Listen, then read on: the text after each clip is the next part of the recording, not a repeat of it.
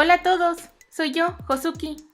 Les doy la bienvenida a este unboxing review del Funko Pop de Marco Díaz, de Star vs las Fuerzas del Mal. Este Funko lo compré en Hot Topic, pero no en la misma en donde compré a Star. Y este era el último Marco que quedaba en la tienda, o al menos el último que encontré. También tenían a Tom, a Ludo y a muchas Star en modo mariposa, pero ninguna Star normal. No tengo pensado comprar a Tom y menos a Ludo. Únicamente compraría a Moon y a Eclipsa si llegan a salir.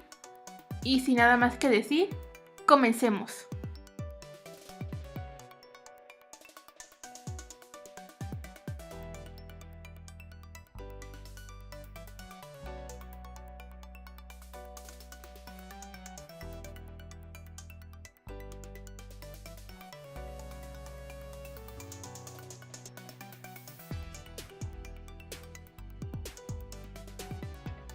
Y aquí está Marco Díaz.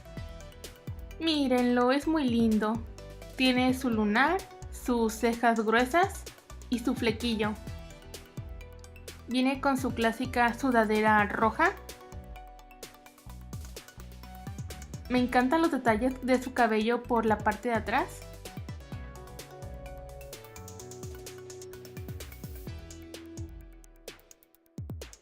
También viene con un perrito láser, lo que no me gusta.